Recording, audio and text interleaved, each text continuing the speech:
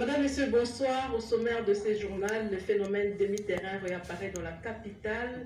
La question que l'on est tenté de se poser, celle de savoir est-ce que c'est le couvre-feu qui est à la base de la résurgence de ce phénomène ou c'est tout simplement les mauvaises manières de taximènes et de rançonner la population. Tentative de réponse dans ce journal avec nos reporters. Le pont Bongolo menacé d'effondrement. Cet ouvrage construit depuis l'époque coloniale souffre de manque d'entretien et de sa vétusté. La dégradation du pont Bongolo aggrave la circulation déjà dans la capitale. On en parle également dans ce journal. Madame, Messieurs, tous les plaisirs est pour moi de vous présenter la grande édition de 20h. Questions d'intérêt commun entre la Chine et la RDC ont été abordées au cours de la rencontre que le président de la République, Félix Antoine Tshisekedi Tshilombo, a accordée au ministre chinois des Affaires étrangères en séjour à Kinshasa. Elvira Panzou Kazo-Kazadi ont signé ce reportage. L'année 2021 commence par des bonnes perspectives pour la République démocratique du Congo. Le ministre chinois des Affaires étrangères et le premier officiel des hauts rangs chinois a effectué une visite à l'étranger et il a choisi la République démocratique du Congo comme sa première destination.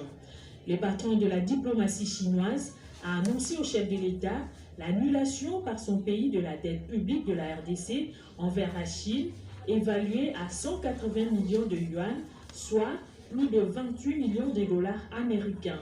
Aussi, le gouvernement chinois a apporté un appui financier de 100 millions de yuan pour soutenir des projets de développement et 2 millions de dollars américains pour soutenir la présidence congolaise de l'Union africaine.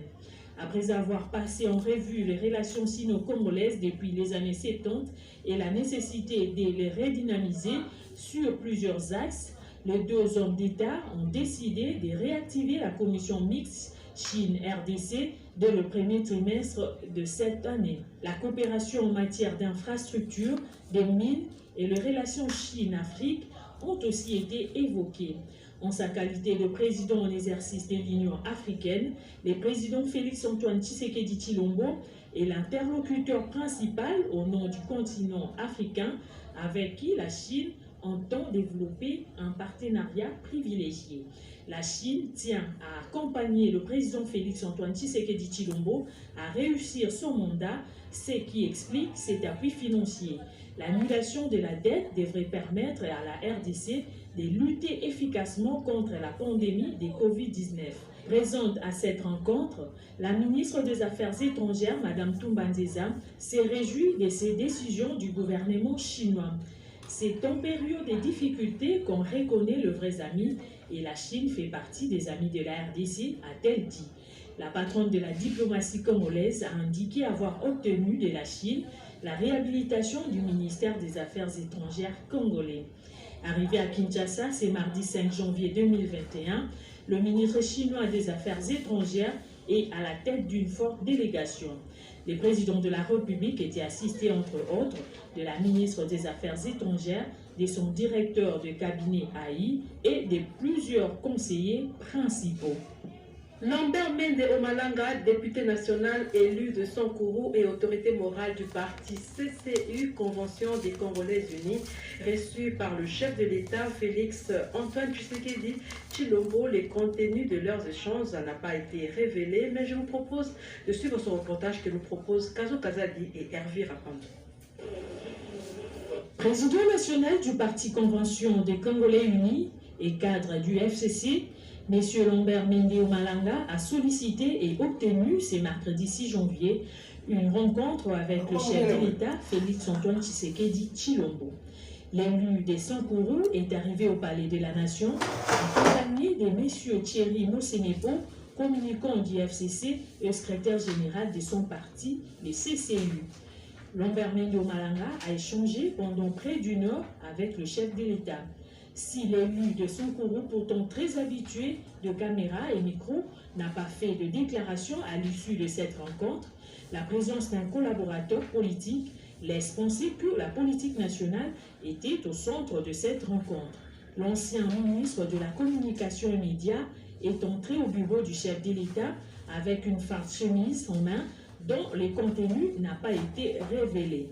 Au moment où se déroulent les grandes manœuvres politiques du pays en vue de la formation de l'Union sacrée pour la nation, la présence d'un cadre politique est à saluer. Alliance pour la bonne gouvernance ABG en sigle promet son soutien tous azimuts à l'Union sacrée pour la nation et aux réformes initiées par le chef de l'État, son autorité morale Jonathan Dialossou Kawata, à la tête d'une délégation des membres de son parti, a fait savoir au président de la République Félix Antoine Tshisekedi Tshilombo. Jusqu'à Koussema nous en dit plus. Nous sommes venus rencontrer son Excellence Monsieur le Président de la République, chef de l'État, dans le cadre de l'appel qu'il a lancé à la population congolaise tout entière par rapport à sa vision articulée autour de l'Union sacrée pour la nation. Nous sommes l'Alliance pour la bonne gouvernance ABG ainsi qu'un parti politique et nous avons voulu rencontrer le chef de l'État pour lui expliquer ce que nous avons comme désirata par rapport à cette vision-là et lui aussi présenter tout notre engagement et toute notre disponibilité d'être dans l'Union sacré pour la nation, afin de contribuer tant soit peu à cette vision, à la réussite de cette vision-là. Sans équivoque, nous sommes bel et bien dans l'union sacrée pour la nation. Comme ABG, en même temps, nous sommes aussi représentants d'une forte communauté, la communauté du Kwango, tant du Kwango que de Kinshasa, qui jusque-là n'avait pas encore dit son mot, et qui nous avait demandé aussi de le dire au chef de l'État que cette communauté aussi veut participer à cette vision-là et en même temps aussi attendre du chef de l'État son implication dans tout ce qui touche cette population dans le cadre de leur vie sociale. Et c'est ce que nous avons expliqué. Nous, on a pris notre message, c'est pas de dire merci au chef de l'État pour l'accueil qu'il nous a réservé et l'attention qu'il a accordée à notre message. Il existe des trajectoires et de prix de transport fixés par l'autorité de la ville, province Kinshasa. Depuis un certain temps, on constate le non-respect de cette loi par le taximen. Il se livre au phénomène communément appelé demi-terrain. Qu'est-ce qui se passe au juste? Pourquoi ce phénomène réapparaît? Béatrice Chako Enanomba nous en parle dans ce reportage. Circuler à Kinshasa est devenu un casse-tête. L'on assiste depuis un certain temps au retour en face de la pratique des courses dites demi-terrain. Des chauffeurs de taxis ont décidé de raccourcir leur trajectoire au détriment de l'arrêté du gouverneur de la ville de Kinshasa.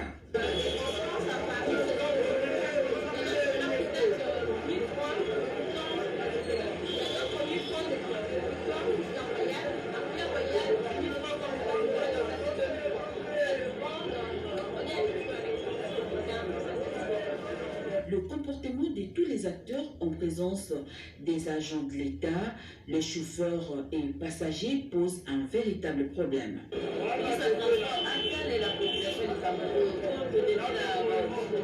Que le ministre en charge du transport suive de près ce problème de demi-terrain. Là, par exemple, je vais acheter un magasin, mais je suis obligé de prendre plusieurs taxis.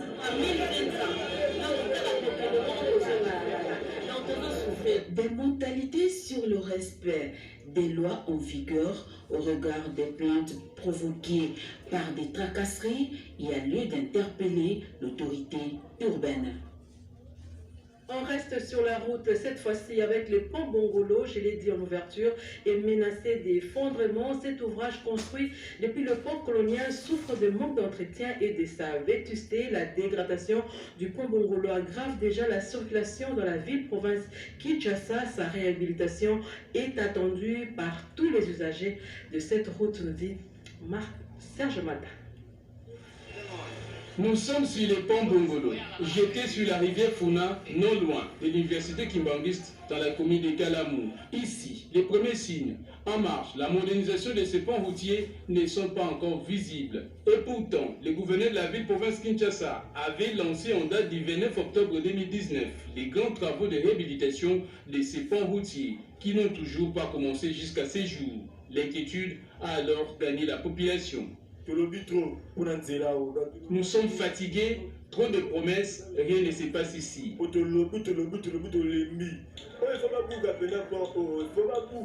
Il faudrait tout simplement qu'ils puissent démolir ces ponts. Défiguré avec les temps et totalement délabré, cet ouvrage, vieux de plusieurs années, constitue actuellement un danger permanent pour les usagers de la route et la population environnante. Nous souffrons ici, nous sommes sous nos eaux en cas de pluie diluvienne.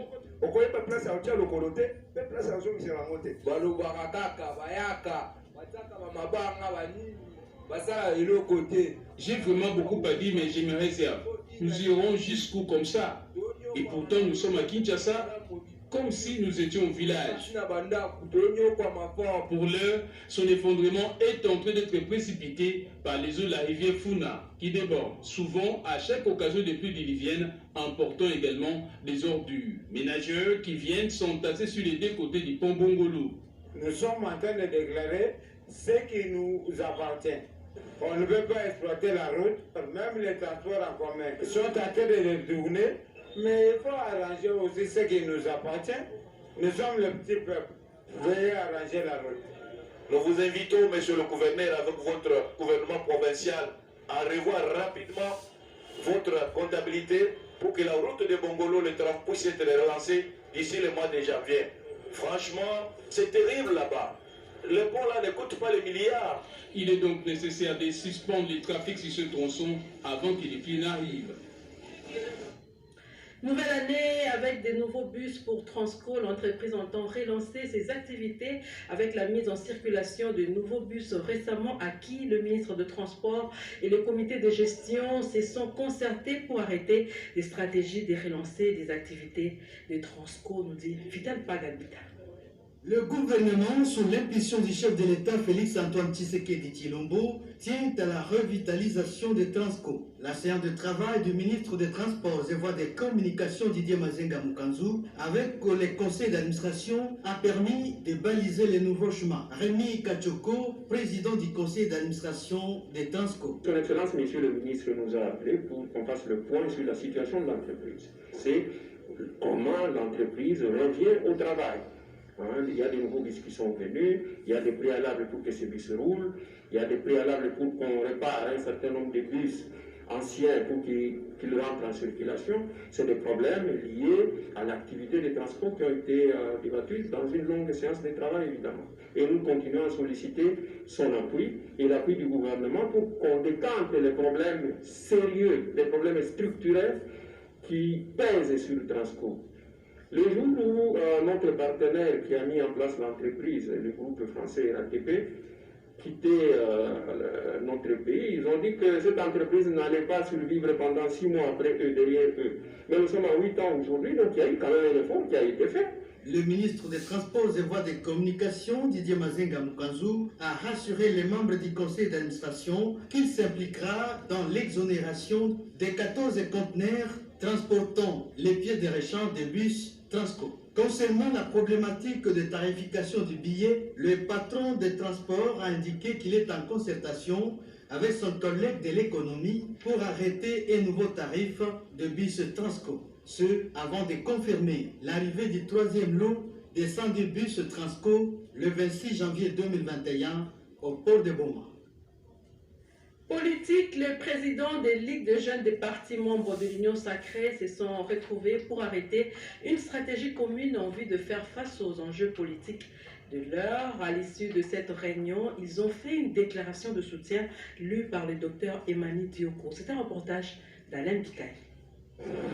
Ligue de jeunes de l'Union sacrée de la nation, réunissant plusieurs ligues de jeunes des partis politiques ayant adhéré à la vision du président de la République, chef de l'État, son Excellence Félix-Antoine Tshisekedi Tshilombo. Remercions sincèrement le président de la République, chef de l'État, son Excellence Félix-Antoine Tshisekedi Tshilombo, pour avoir désigné l'informateur afin d'identifier la nouvelle majorité parlementaire par l'entremise d'une personnalité d'expérience et d'équilibre, messieurs le professeur et honorable sénateur Modeste Bahati. Félicitons et encourageons l'informateur pour sa désignation à cette fonction et nous prions de faire preuve de ses immenses talents comme homme de terrain, de dialogue et d'ouverture, en vue de doter au chef de l'État et à la nation une nouvelle majorité parlementaire qui devrait rejoindre à la vision de l'Union sacrée de la nation que pilote le président de la République. Laquelle vision? met en exergue l'intérêt supérieur de la nation et le bien-être du peuple congolais. Encourageons les députés nationaux venus des horizons politiques divers pour servir le peuple qui a l'union sacrée de la nation et leur prions de faire preuve de l'amour à la patrie en privilégiant l'intérêt supérieur de la nation et le bien-être du peuple congolais en votant pour les tickets qui présentera l'union sacrée de la nation à l'élection de membres du bureau définitif de l'Assemblée nationale. Invitons la jeunesse congolaise dans toute sa diversité à soutenir le président de la République, chef de l'État, son Excellence Félix Antoine Tshisekedi Tshilombo, et d'adhérer massivement à l'union sacrée de la nation. Et le MSR, Mouvement social pour le renouveau, réaffirme, lui, son soutien à l'Union sacrée pour la nation, initiée par le président de la République, Félix Antoine Tshisekedi Tshilombo. C'était au cours d'une matinée de sensibilisation organisée au siège même de ce parti situé dans la commune de la Gombe. Nicole Seseploka et Raphaël Tsaki.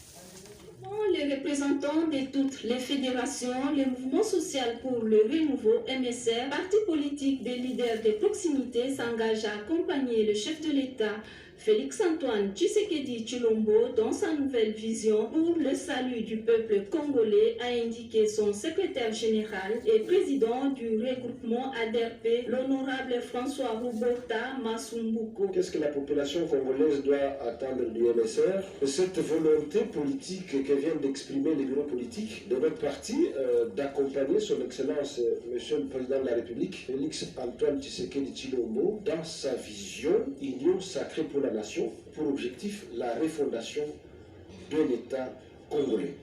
Et tout ça, c'est pour le bien du peuple congolais. Donc, c'est ce que le peuple congolais doit attendre de nous, cet accompagnement exprimé de vive voix.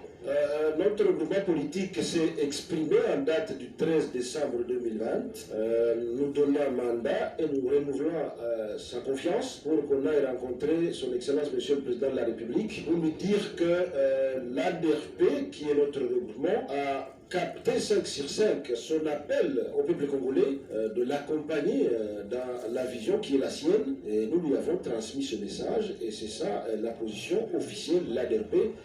Nous accompagnerons le président de la République, Félix Antoine Tshisekedi Tshilombo, dans sa vision.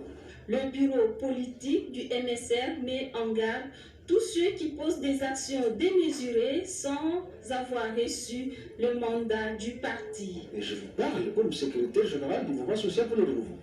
J'ai avec moi la force politique que sont les députés qui sont avec nous. Et le président en a besoin. Alors, ces autres qui parlent, ils sont avec nous. Nous sommes avec tous les députés, nous sommes avec toutes les provinces, nous sommes avec la présidente de la Ligue des femmes, nous sommes avec le président de la Ligue des jeunes, nous sommes avec le président de personnes vivant avec handicap. Mais que voulez-vous encore? Écoutez, que ceux qui sont en train de parler à gauche et à droite, ils sont en train de parler dans une aventure sans fin. Encore un ouvrage dans l'armée pour conduire la justice militaire. Le 3e tome du livre intitulé « Droit pénal militaire » a été porté sur fond baptisme à Kinshasa, œuvre du général de brigade Moutala Lambert, premier avocat général de FRDC près la haute cour militaire Jacques Kabop. Le 3e tome du livre intitulé « Droit pénal militaire congolais » publié aux éditions Arnaud à Bruxelles, a été porté sur fond baptismaux à Kinshasa. L'ouvrage de 182 pages est consacré aux peines et incriminations de la compétence de juridiction des forces armées de la République démocratique du Congo. Son auteur, le général de brigade Moutatalwa Baloran, premier avocat général des forces armées près la haute cour militaire, révèle les soucis constants du législateur de maintenir et de restaurer l'ordre public de la défense par la stricte observance des actes de discipline. Dans une interview accordée lundi 4 janvier 2020 à Éco Militaire, il a rappelé le contenu des 2 premiers tomes et a donné les grandes lignes du 3e tome. Général de brigade Moutatalwa Baloran. Les 2 premiers tomes de ce livre sont consacrés également à l'analyse des incriminations qui sont prévues au Code pénal militaire. Mais le tout premier, à part les infractions, il a abordé la nécessité d'une synergie de lutte contre la vindicte populaire ou la justice populaire. Le tome 2 est consacré aux infractions contre l'honneur, le devoir. Et là-dessus, on a parlé de complot militaire, on a parlé des pillages, on a parlé des destructions et des détournements et concussions. On a également évoqué la détention illégale d'armes de guerre, ainsi que l'outrage au drapeau, l'incitation des militaires à commettre des actes contraires au devoir ou à la discipline. Le tome 3 est consacré aux infractions contre la discipline et des infractions en consigne. Alors, par rapport aux infractions contre la discipline, nous avons évoqué toutes les infractions qui rentrent dans les actes d'insubordination et d'abus d'autorité. Que se passe-t-il au juste au ministère de Mines? Le secrétaire est accusé, entre autres, d'avoir engagé frauduleusement du personnel au sein du secrétariat général. Joseph Ikoli a répondu à toutes ces accusations au travers d'une conférence de presse à laquelle a pris part Nadine Futuka. Le secrétaire général aux mines, Joseph Ikoli Omboya Peke, est accusé par les réseaux sociaux et médias malveillants d'avoir affecté illégalement plus de 4000 agents dans les différentes administrations du ministère de Mines. C'est là avec la bénédiction de son regroupement politique, le FCC. Dans son point de presse tenu ce mercredi 6 janvier 2021, le secrétaire général aux Mines, Joseph Ikoli Omboya Peke, refute toutes ces accusations gratuites. En premier lieu, il fait remarquer que la fonction de secrétaire général est apolitique. Il est un exécutant des instructions de l'administration publique et non d'un parti politique. La mise en place de ces agents a été motivée par un arrêté pris en bonne et due forme par le ministre dont la référence est de 009 du 22 janvier 2019, conformément à la note circulaire numéro 002 du 2020, adressée à tous les secrétaires généraux de l'administration publique de l'État. Toute cette machination est une cabale des adversaires qui n'ont pas réussi au concours de recrutement des secrétaires généraux de la fonction publique. Aucun acte n'a été posé dans l'illégalité, que vous l'aimiez ou pas, il ne sera pas éternel. Il partira de ses fonctions selon la volonté des autorités de l'État. Il a démontré qu'il n'a reçu aucune instruction de son parti politique. Plusieurs centres hospitaliers de Kinshasa ont reçu de l'assistance du Fonds national de solidarité contre le coronavirus. Par ce geste, le coordonnateur de cette structure entend ainsi lutter contre la deuxième vague de la pandémie. Reportage.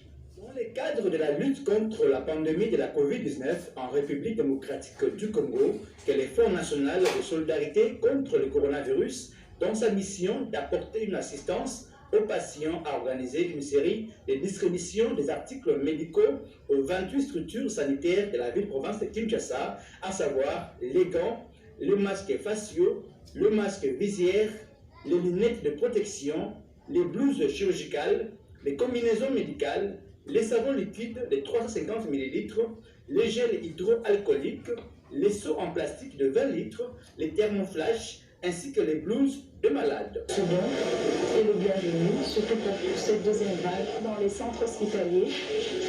Tout ce qui est équipement de protection individuelle, ce sont des consommables de tous les jours et en grande quantité, non seulement pour le personnel soignant, pour les malades qui nous viennent, et nous sensibilisons pour toutes les familles qui viennent au niveau des centres de santé et qui sont le non-respect des gestes barrières. Bénéficiaires, nous voulons leur dire que les kits qu'ils ont reçus ce matin sont des produits de la solidarité. C'est d'autres qui ont pensé à ceux qui sont dans le besoin, un devoir de responsabilité de contribuer à l'effort de la lutte contre cette pandémie dans le monde et particulièrement en RDC.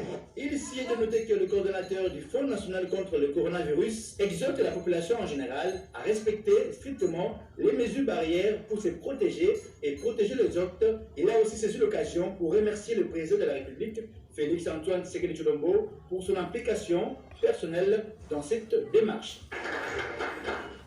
Et pour permettre aux membres de l'association Force de Frappe de bien passer les festivités de fin d'année, le député Deo Ndoulou a remis quelques vivres aux membres de cette association sans but lucratif. Regardez.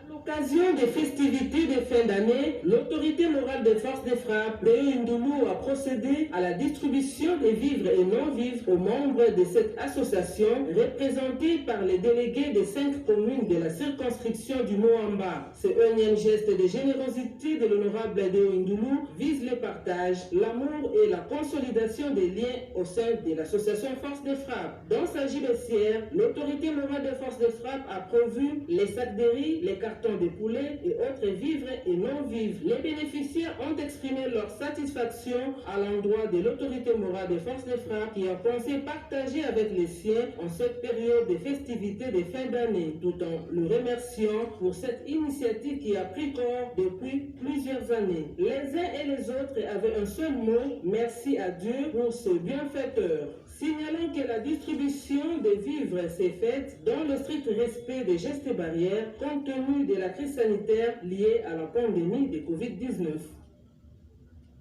L'ancien gouverneur de l'ex-province orientale et sénateur Aouchaya Senga Medar a totalisé 79 ans d'âge. La famille et les fils et filles de la province de l'Ituri ont imploré le Très-Haut pour lui accorder une longue vie. C'était au cours d'une messe d'action de grâce. Bobo Anan Mokonzi. 909 ans d'âge, âge de la maturité, sage des sages, Medar Aouchaya Senga a rendu grâce à l'Éternel qui lui a accordé la vie. Né le 2 janvier 1942 à Loubi, dans les territoires des Haro, dans la province de l'Ituri. Licencié en droit option droit public de l'Université libre de Kinshasa, Aouchaya Senga Medar, dans sa vie politique, a cumulé plusieurs fonctions. Gouverneur de l'ancienne province orientale, plusieurs fois député national de la Deuxième République, en 2011, toujours pour le compte de la circonscription électorale des Haro, membre du Haut Conseil de la République Parlement des Transitions, sénateur de la législature 2018 à 2023, Aouchaya, dans sa longue carrière politique, a fait partie des négociateurs aux travaux des Sun City pour le compte du gouvernement de Kinshasa. De toutes ses qualités, des rassembleurs, il s'est toujours investi avec abnégation pour la recherche de la paix et la réconciliation entre les fils et filles de l'Ituri pour un dialogue franc et sincère, mettant sa sagesse et son génie politique au profit de tous. Généreux, compatissant et surtout altruiste, Medar Aouchaya Senga a une devise: aider dans la mesure de ses moyens. C'est ainsi qu'il a posé plusieurs actions sociales dans les territoires des Haro. Tout cela a poussé son fils député Aouchaya Adriko de solliciter une chaîne de prière pour que les Très-Hauts lui accordent de longs jours afin que cette bibliothèque vivante lègue son savoir à la jeunesse de l'Ituri en particulier et celle de la République démocratique du Congo en général. Longue vie, messieurs les sénateurs. Un communiqué nécrologique avant de terminer. Tout le plaisir était pour moi de vous le présenter au nom de toute l'équipe. Nous vous remercions d'avoir suivi ce journal. Je vous retrouve avec beaucoup de plaisir mercredi prochain.